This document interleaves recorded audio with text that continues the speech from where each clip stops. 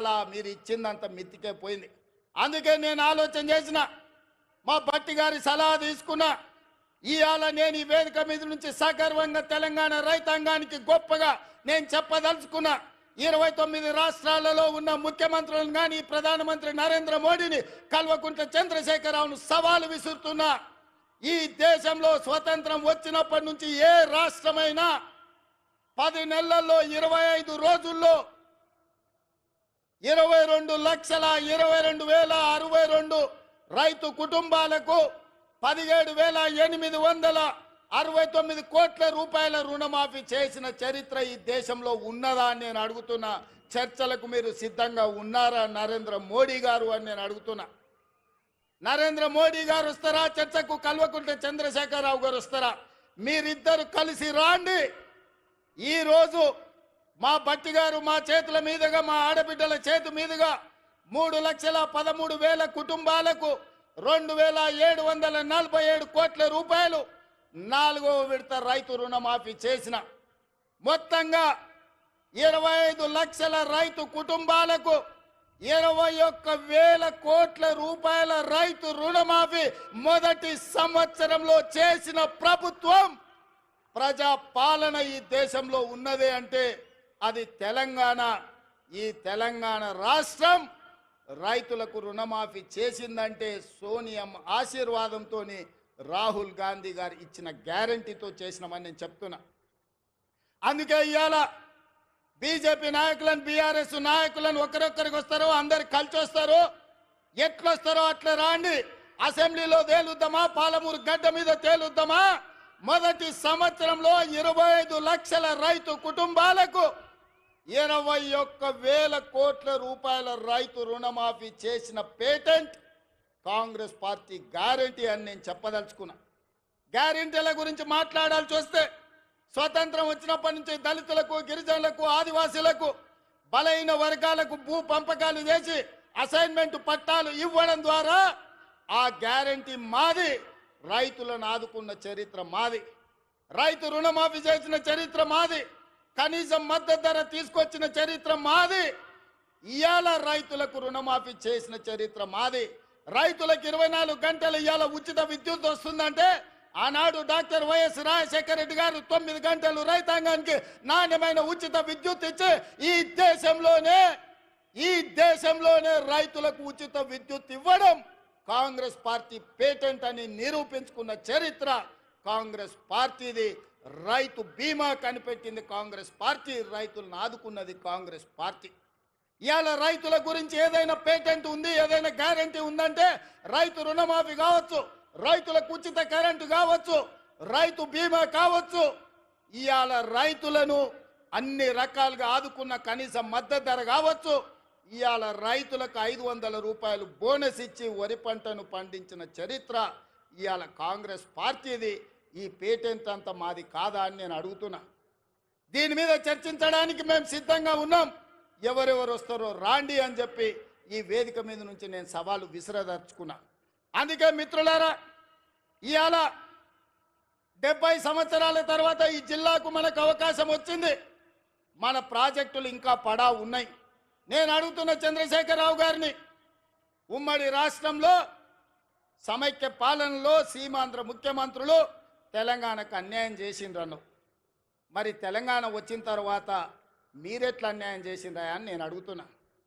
నువ్వు కరీంనగర్లో ఓడిపోతాని వలస వచ్చి పాలమూరు జిల్లాకు వస్తే, పాలమూరులో మీకు ఊరు లేకపోయినా, పార్లమెంటులో మీ నోరు లేకపోయినా 2009లో పార్లమెంటుకు గెలిపించి పంపించింది, పల్లకిలో మోసింది మేము కాదా? 2009లో నిన్ను ఎంపీని చేస్తే తెలంగాణ సాధించడానికి గొప్ప చెప్పుకున్నావు కదా. వచ్చిన తెలంగాణలో మమ్మల్ని ఆదుకొని మా ప్రాజెక్టులను పూర్తి చేయాల్సిన బాధ్యత చంద్రశేఖరరావు గారు మీకు, మీ ప్రభుత్వానికి లేకపోయినా, ఆనాడు జిల్లా మొత్తం నీకు అండగా నిలబడి ఎమ్మెల్యేలు, ఎంపీలను గెలిపించి ఈ జిల్లా మొత్తం నీ పార్టీకి అండగా నిలబడితే, మా గుండెల మీద తన్ని మమ్మల్ని మోసం చేసి మా పసిడి పంటలు పండాల్సిన పాలమూరు జిల్లాను ఎడారిగా మార్చి వలసలు శాశ్వతంగా ఉండేటట్టుగా మా కుటుంబాలు, మా సోదరులు కన్న పిల్లలను వదులుకొని బొంబాయో, దుబాయో, బొగ్గుబాయిల చుట్టూతా తట్ట పని, పార పనికి, మట్టి పనికి వలసలు పంపించింది నువ్వు కాదా చంద్రశేఖరరావు అని నేను అడుగుతున్నా. ఇన్ని పాపాలు చేసిన నువ్వు నువ్వు పూర్తి చేయని పాలమూరో కల్వకుర్తో నారాయణపేట కొడంగల్ ప్రాజెక్టులు మేము చేయాలనుకుంటే ఇవాళ నారాయణపేట కొడంగల్ ఎత్తిపోతల వద్దే వద్దు, మక్తల్కు నీళ్ళు ఇయ్యనే వద్దు అడుగుతుండు. నేను అడుగుతున్నా, ఇవాళ మా జిల్లాకు ఒక అవకాశం వస్తే 70 సంవత్సరాల తర్వాత కనీసం మమ్మల్ని వాడొచ్చి వీడొచ్చి పాలమూరును దత్తత తీసుకుంటున్నా అనేవాడు. ఆనాడు చంద్రబాబు నాయుడు కావచ్చు, రోజే కావచ్చు, కిరణ్ కుమార్ రెడ్డి కావచ్చు, తెలంగాణలో చంద్రశేఖరరావు పాలమూరుకు వచ్చి పాలమూరుని దత్తత తీసుకుంటున్నా అనేవాడు.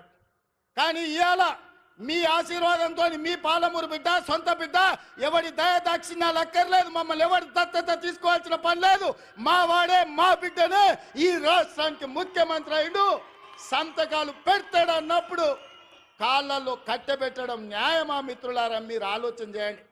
నేను అడుగుతున్న ఈ జిల్లాని పాలమూరు బిడ్డల్ని, ఎంతకాలం ఎవడో వచ్చి మనల్ని దత్తత తీసుకునేది? మనం గతి లేనోళ్ళమా, చేతగానోళ్ళమా, చేవలేనోళ్ళ చీము నెత్తురు చచ్చిందా మనకు? మనం పరిపాలన చెయ్యలేమా? మనం నిధులు తెచ్చుకోలేమా? మన జిల్లాను అభివృద్ధి చేసుకోలేమా అని నేను అడుగుతున్నా. మిత్రులారా, ఎందుకు ఇవాళ ఈ కోపం, ఈ ద్వేషం బీఆర్ఎస్ వాళ్ళకని అడుగుతున్నా. ఏం నొచ్చింది? 10 ఏళ్ళు మీరు ఉన్నారు కదా, 20 లక్షల కోట్లు మీ చేతులు ఉన్నాయి కదా, 20,000 కోట్లు మా ప్రాజెక్టులు పూర్తి చేయడానికి మీకు మనసు రాలేదు. మీరు మనుషులా అని నేను అడుగుతున్నా. ఇవాళ నేను కల్వకుర్తి పూర్తి చేయాలను ఉత్తమ్ కుమార్ రెడ్డి గారు పాలమూరు రంగారెడ్డి నిత్యం సమీక్షించడం ద్వారాను, మా గద్వాల కృష్ణమోహన్ రాలపాడు నుంచి గద్వాల అలంపూర్లో మా సంపత్ కుమార్ ప్రాజెక్టు పూర్తి చేయాలని అడుగుతుంటే వాటికి నిధులు ఇవ్వాలి, నీళ్లు రావాలి అని నేను అంటుంటే మీరు అట్లెట్ల ప్రాజెక్టులు కడతారని చంద్రశేఖరరావు గారు ఆయన కొడుకు, ఆయన అల్లుడు అంటారు. నేను అడుగుతున్నా నా పాలమూరు సోదరులు, మళ్ళీ వస్తుందా మనకి అవకాశం? ఇట్లాంటి అవకాశం మనకు వస్తుందా? ఆనాడు బూర్గుల రామకృష్ణారావు తర్వాత 70 ఏళ్ళు పట్టింది అవకాశం రావడానికి. 70 ఏళ్ళ తర్వాత వచ్చిన అవకాశాన్ని జార విడుచుకుందామా? మన ప్రాంతాన్ని మనం అభివృద్ధి చేసుకుందామా? ఆలోచన చేయమని నా బిడ్డలు, నా సోదరులు, మా అన్నదమ్ములను, మా అక్క తమ్ముళ్ళని నేను అడుగుతున్నా. ఈ అవకాశం పోతే శాశ్వతంగా మళ్ళీ రాకపోవచ్చు. అవకాశం ఇస్తే ఏం చేసుకున్నారు మీరు అని అనొచ్చు. అందుకే ఇవాళ ఎవరు ఏమనుకున్నా మక్తల్, నారాయణపేట, కొడంగల్ ఎత్తిపోతల పథకాన్ని తెచ్చినాం. మహబూబ్నగర్లో ఇంజనీరింగ్ లా కాలేజ్ తెచ్చినాం. ఇవాళ మెడికల్ కాలేజ్ కొడంగల్కు తెచ్చినాం. అన్ని కాలేజీలు, అన్ని స్కూళ్ళు, అన్ని విద్యా సంస్థలు ఇవాళ జిల్లాకు తెచ్చుకున్నాం. పెండింగ్ ఉన్న పాలమూరు రంగారెడ్డి ఎత్తిపోతల్ని మనం పూర్తి చేయాలనుకుంటున్నాం. ఇవాళ ఇంతకుముందు మా మధు, లేకపోతే మా ఎన్ఎం శ్రీనివాసరెడ్డి, మా అనిరుద్ధు చిట్టీలు ఇచ్చిండ్రు, అన్న ఇవన్నీ ప్రకటించని. అవన్నీ కాదు, ఈ జిల్లాకు ఏం అవసరమైన ఒక్కొక్కటి కాదు, అన్ని మూకుమ్మడిగా ఒకే సంతకంతో ఈ జిల్లాలో ఉండే అవసరాలకు అవసరమైతే వేదిక మీద నా మంత్రివర్గ సహచరుల సాక్షిగా మా వలస జీవితాలు బాగుపడాలంటే సంవత్సరానికో 20,000 కోట్లు మా జిల్లాకు ప్రత్యేకంగా నిధులు ఇవ్వండి అని నేను అడుగుతున్నా మీ తరఫున. 70 ఏళ్ళు మాకు అన్యాయం జరిగింది, నష్టం జరిగింది. 70 ఏళ్ళు మేము కన్నీళ్లతో బతికినాం. 70 ఏళ్ళు మా పక్కన కృష్ణమ్మ గలగల పారుతుంటే తాగడానికి నీళ్లు లేక సావు చచ్చిపోయినప్పుడు నెత్తి మీద నీళ్లు చల్లుకోవడానికి కూడా మాకు నీళ్లు లేని బతుకులు మేము గడిపినాం. నేను అడుగుతున్న మిత్రులారా, ఇవాళ ఈ తెలంగాణకు నాయకత్వం వహించే అవకాశం పాలమూరు జిల్లాకు వస్తే వదులుకుందామా అని నేను అడుగుతున్నా. ఇవాళ వాళ్ళందరూ మనకు సహకరించారా? మన జిల్లా కోసం సంవత్సరానికి 20,000 కోట్ల రూపాయలు, 5 ఏళ్లలో 1,00,000 కోట్ల రూపాయలు ఈ జిల్లాకు తెచ్చుకుంటే ఈ జిల్లాలో పసిడి పంటలు పండి బంగారు భూములుగా మారవా బంజరు భూములని నేను అడుగుతున్నా. కేసీఆర్ కాళేశ్వరం ఒక్కదానికే 1,50,000 కోట్ల రూపాయలు తీసుకుపోయింది. 1,02,000 కోట్ల రూపాయలు కాంట్రాక్టర్లకు ఇచ్చిండ్రు. కట్టింది కుప్పగూలింది. వెనకడికి కూడా పనిమంతుడంట పందిరేస్తే కుక్కతోక తలిగి కూలిపోయిందంట.